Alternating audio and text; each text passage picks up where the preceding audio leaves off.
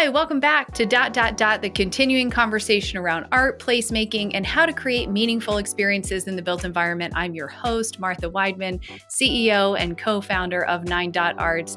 And before we jump into our episode today, a quick reminder about the ebook that we recently published. It's called The Art of Placemaking. It explores 5 fundamental principles for creating one-of-a-kind destinations through the power of art and culture.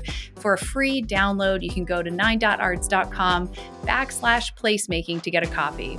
Today, I'd like to introduce Cassie King, the Senior Director of Design and Placemaking at Trademark Property Company. And Cassie is working on some really interesting projects, and her own background as an artist and a painter influences how she approaches her work. She does all things placemaking and built environment, from art and design to landscaping to signage. And she talks about the importance of early art integration and connecting to the community to create memorable places where people want to return.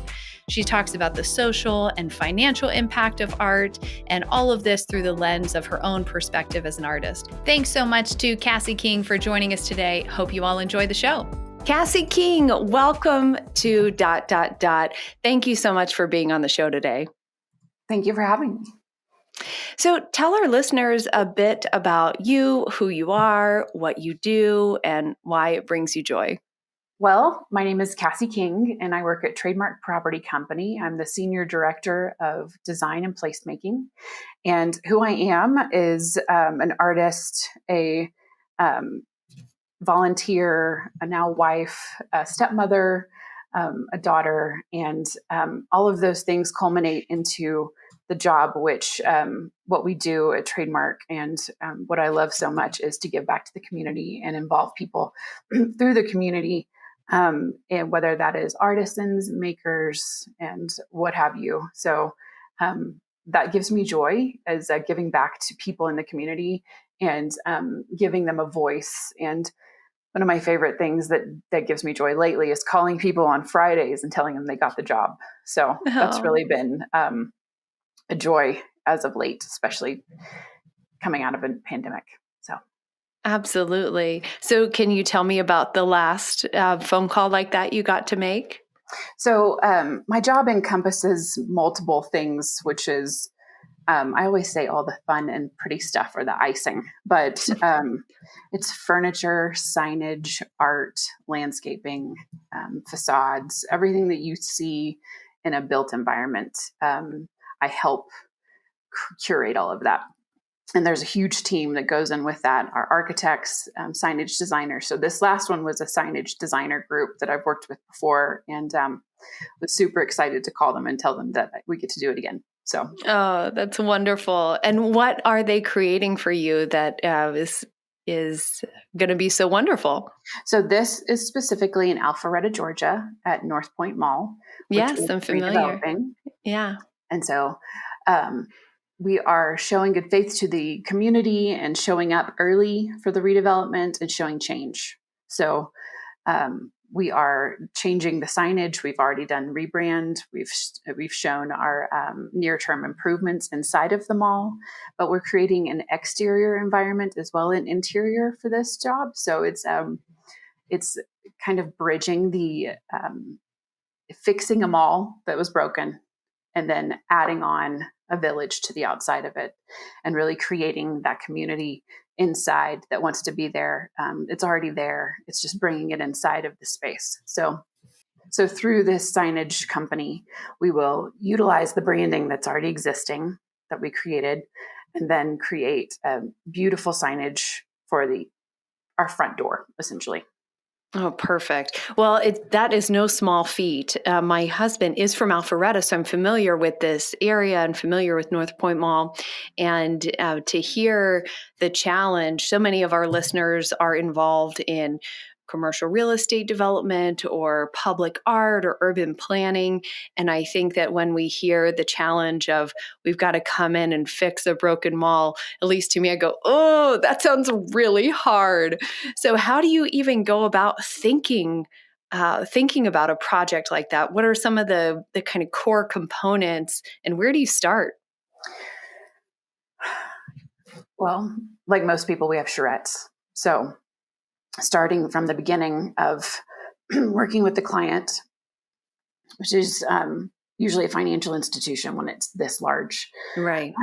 So we start at the beginning with a charrette, which, if for the listeners don't know, that means cart in French. So one of the schools in Paris, it was an architecture school, they used to carry their projects on a cart and all show each other their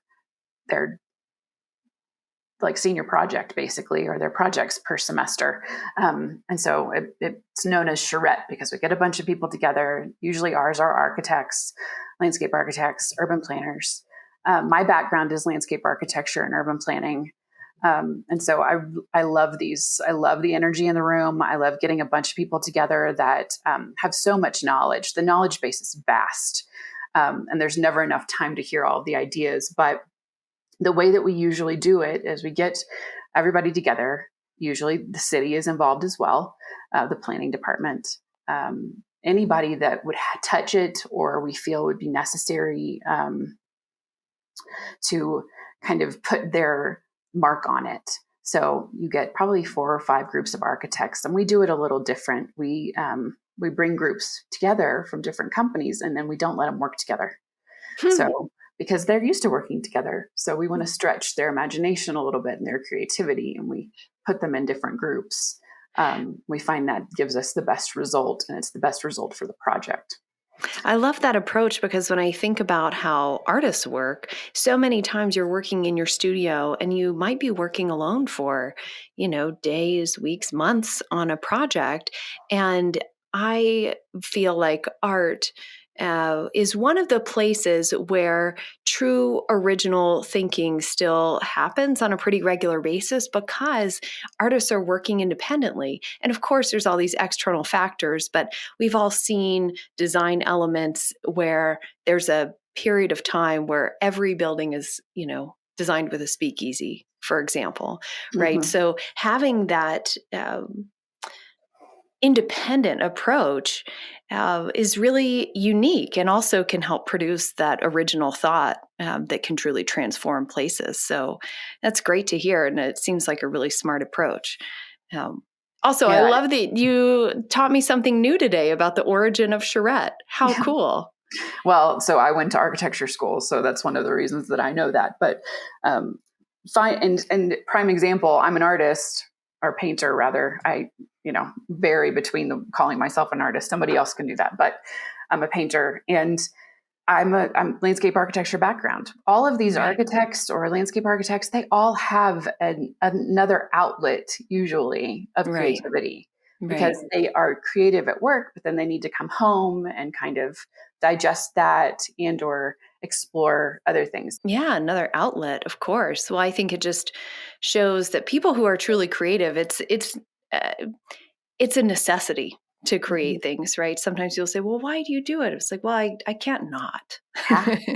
You have to keep your sanity because you have to get these ideas out, and it begets more creativity. It's a great discipline and practice. Well, tell us about your artwork. Is there anything that you're working on right now as an artist? Any large commissions? One right here. Amazing. There's one. That canvas right there, it's sitting there. It's not finished because I got a commission in the middle of it. But yes, I use, it just depends on what the commission is, but watercolor, mixed media, trained in like marker rendering and pencil. So I do that sometimes. And then this is acrylic because it's fast. So it depends on the commission, but also having time to do it is something that I treasure. I mean, I live in Colorado too now, so it's hard to stay in and paint on the weekends when you have such a adventurous backyard. Of course.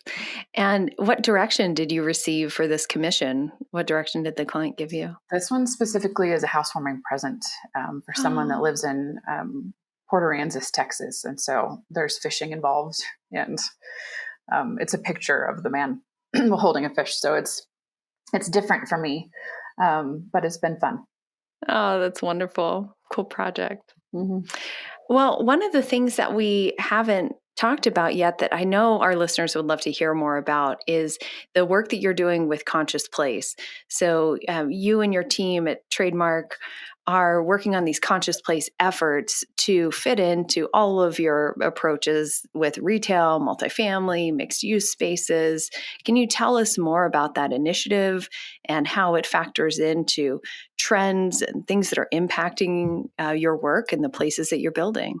Sure. So Conscious Place is an effort that Trademark started that essentially covers everything that you could think of for placemaking would be enveloped in this. So specifically for Waterside, we utilized these Bob Wade. I don't know if you know who Bob Wade is. Bob Wade passed away a couple of years ago. We're friends. And he loved to use old pieces and build things from them. So we had carousels, we had all kinds of equipment that used to be played on all the time. Like there was a cowboy swing set. So we turned that into, he took the cowboy and put a lasso on it. There were 3 donkeys that kids could sit on in front of them. So it looks like the cowboy is going to, get the donkeys with his lasso. And we took 16 carousel horses and put them in a grid. So that's what you see coming up from the trail. And so the reuse of those pieces is really something that we consciously thought of. So therefore, Conscious Place. So we have quotes around our properties. So part of Conscious Place is also educating the public and also just adding fun to things. We love Easter eggs. We love to add things that people don't necessarily think they're going to see, making people feel like they have another backyard. So creating a place that you can kind of explore and discover and find things that you wouldn't necessarily expect. But backyards are also very comfortable. They're places where you feel really safe. Green, shade.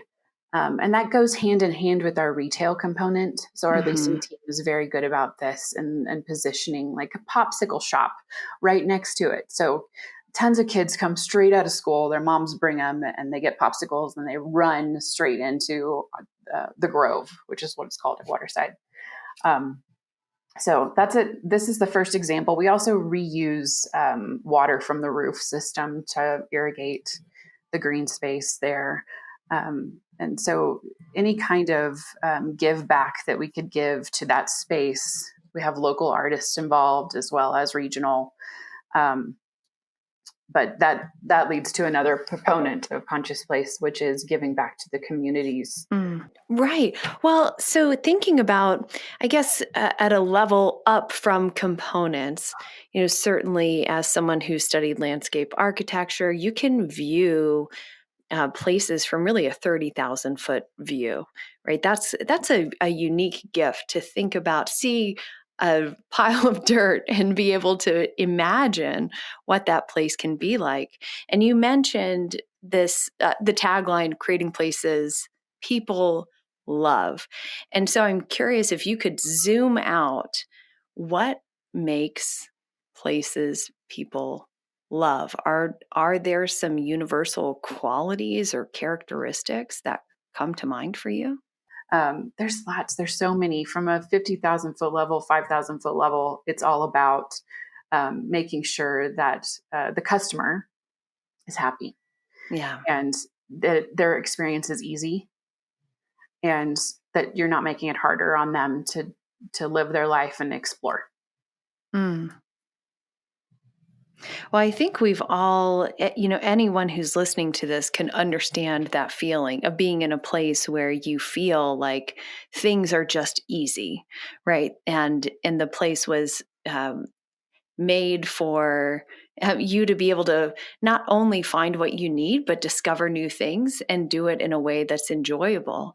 There might be aspects of nature, there might be some aspects that are art, things where you sort of slow down and walk through. But if you're driving, there's good wayfinding, so you know where to go. So all of those components kind of come together to make a place easy to navigate, but just easy to be in.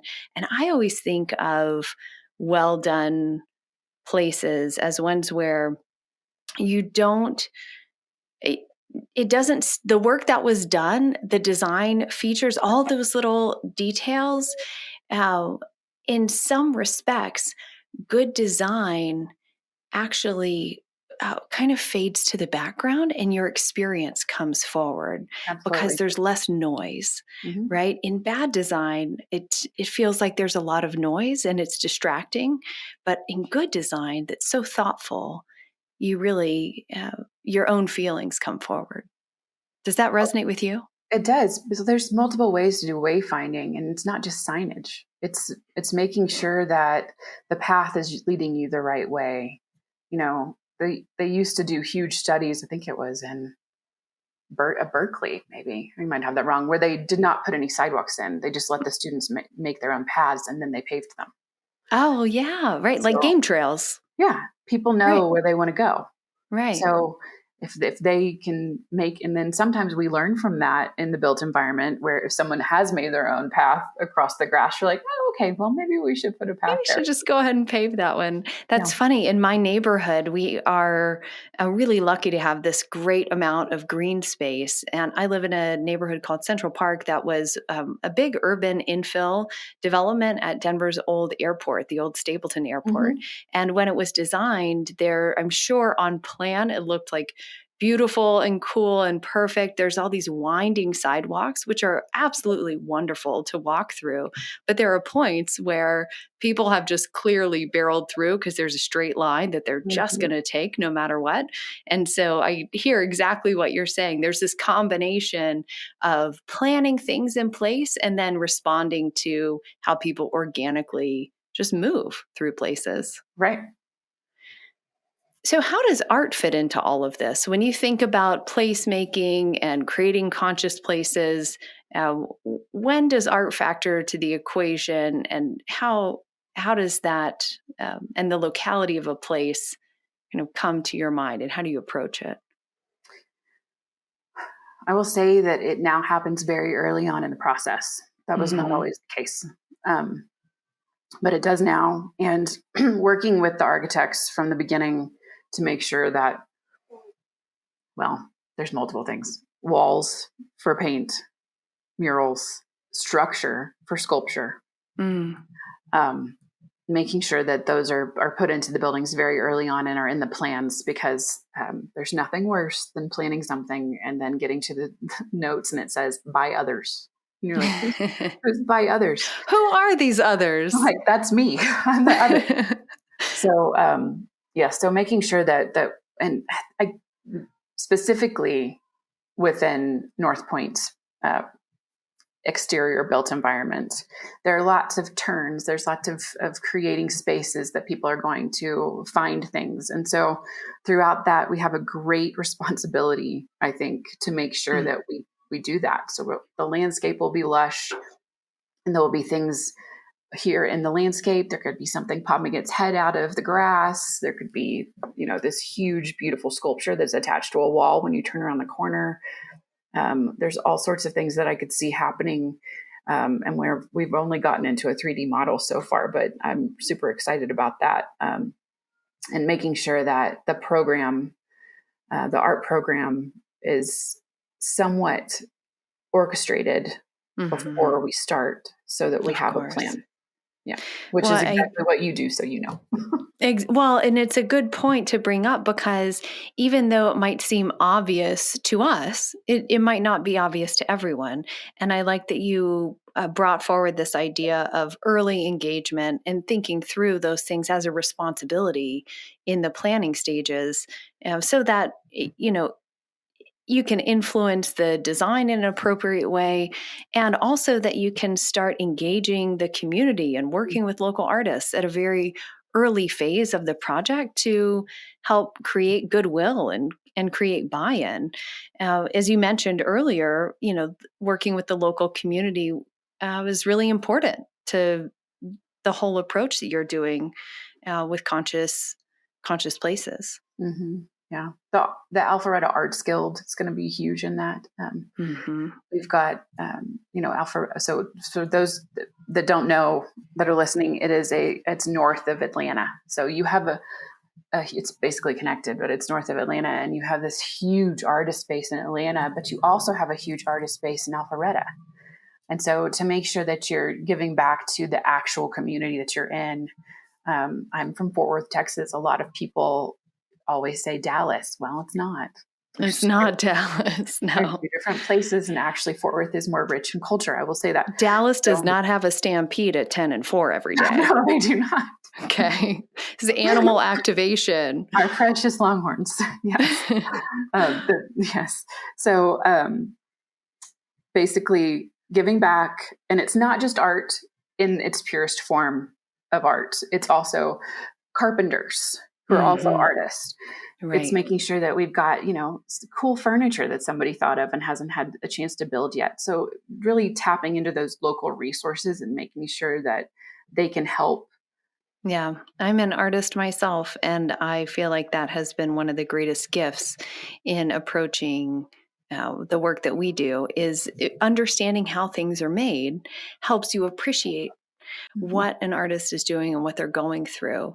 And it can be a real struggle, especially in the kind of the midsection of the process after you've, maybe you have your idea, but you're creating and it is a bit of a solo. It's a kind of a solo practice. And so having some feedback and encouragement along the way is a huge boon to whoever's creating that art piece. I totally agree. Yeah. And what about the business side of things? So, how do you feel like this approach with working with artists, tying in locals to every aspect of the project, from furniture to design, really looking at craft and art and design collectively as this approach, even the landscaping. When you think about that level of detail and how it kind of brings another layer to the work that you're doing. Do you ever think about how to quantify that and how, from a business perspective, to make a case for what you're doing? Oh, Martha, yes. So that has been the question, I feel like, for the last decade. And when you are working with a large financial institution and when they're numbers people, and let me just start by saying you really get to know your clients really, really well. Yeah. And where their heartstrings are, what they want to see come out of the projects, and where they're what they're passionate about.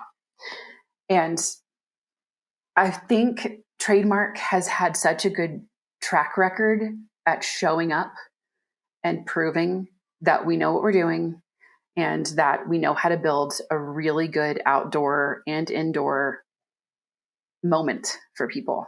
So I haven't mentioned a whole lot about shopping while we've been talking, but they're shopping centers. And first and foremost, we're there for you are shopping. You're probably coming there to do that. If you're not, great. If you're there just to be in the space, that's even better for me, not so much for our leasing team. But I love that our leasing group pulls together these great tenant lineups and co-tenancy to make sure that you have a really good experience from start to finish, and you have lunch and it's awesome and you're full, but I really want to go over there and to that dress shop. I mean, it's a good cross shopping across public spaces is huge for us.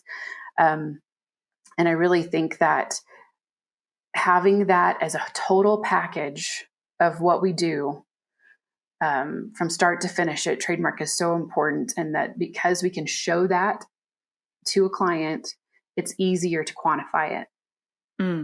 Because people they come because they're attracted to the design. They've heard great things about the place. They've heard it's a great experience. So they go for this experience, and spending money is just happening on the side, but that's supporting the overall economic effort and the reason for what you do. Right. And so it's an indirect but critical influence. We put Laura Kempton did a miniature love sculpture for us at West Bend in Fort Worth. And she's known for doing, these huge Burning Man sculptures. She did one that's 3 feet tall. And it is one of the most adored pieces in our whole portfolio. People jump on top of it, which I would prefer that they wouldn't for safety's sake. But it changes colors. It's fun. Everybody takes pictures in front of it, and people take pictures now over the years in front of it to show change in their kids' ages. And I've heard multiple people, this brings me huge joy, when I'm just a bystander and walking by and someone goes, "Oh, we got to go take our picture in front of the love sculpture." Then it's good, especially if a kid wants to go. Yes. I always say, if you want to know it's successful, just ask an 8-year-old what they think, right? Because if an 8-year-old loves it, then it's going to be good well into the future. Yes, that's true. Oh, that's great. Well, what industry trends are you seeing right now that you think might impact or shift the way you work moving forward?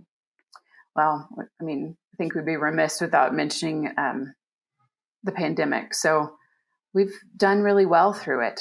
The centers have done okay, and they're still alive. Which is such a unique story. It is. And I think the public spaces have really held. Okay, so first of all, we really think of public spaces as an anchor. It's an experience anchor. So you're going to a space to feel things, or to chill, or be by yourself, or let your kids run around, or walk your dog, or all of those things. It's an experience anchor.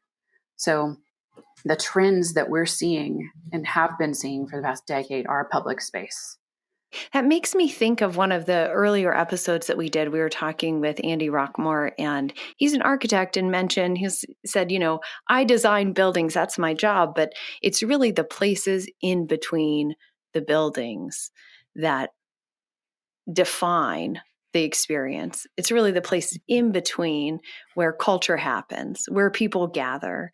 And what you're describing to me is all of those outdoor, really thoughtful outdoor experiences that you put in place at the very early stages that ultimately stood the test of time and probably even significantly exceeded expectations during an era like COVID.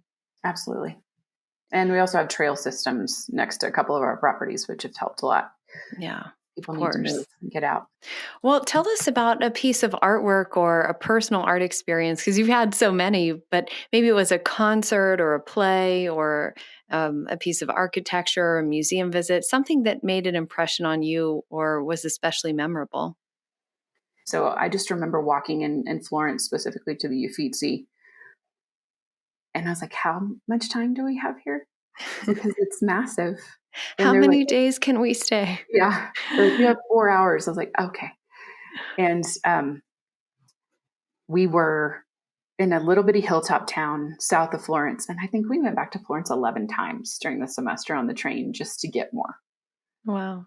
And just to take it in. And that was when I say I caught the bug, because I always had artistic background, but I didn't start painting until that next year.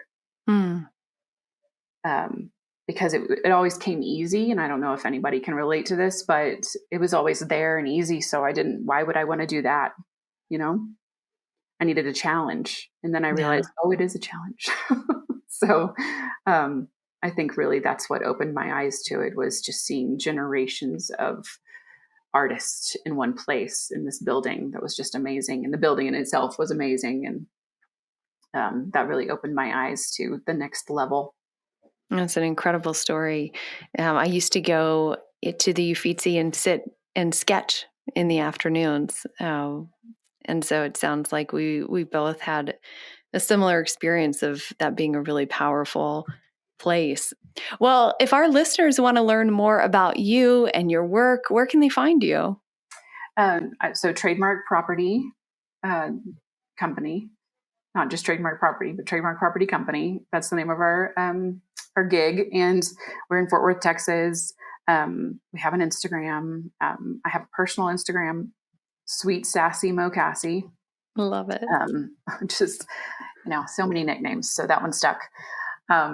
And so each of our properties has their own as well. And trademarkproperty.com can lead you to all of those. But we have glorious marketing groups in every property that do their own thing. And we get pulled into each of those as needed. Fantastic. Well, we will be sure to share those and share images and links to some of the unique projects that you referenced in our show notes from the episode today. Well, Cassie, it's been an absolute pleasure having you on the show and great to get to know you a little bit better. Thank you so much for joining us today. You too, Martha. Thank you so much. Thanks again for tuning in to ... And for more information about our guest and what we chatted about, check out the show notes at 9.arts.com/podcast. Keep in mind that's all spelled out NINEDOTARTS.com/podcast. To keep up with our latest episodes, be sure to subscribe to 9.arts on YouTube or subscribe to ... wherever you get your podcasts, and check out our new free ebook, The Art of Placemaking, where we break down the creative placemaking process and share 5 key tips for transforming spaces into memorable destinations through the power of art and culture. You can find that at 9.arts.com/placemaking. And if you're looking to transform your next project with art, drop us a line. Let's talk at 9.arts.com. Here's to wishing you continued creativity until the next time.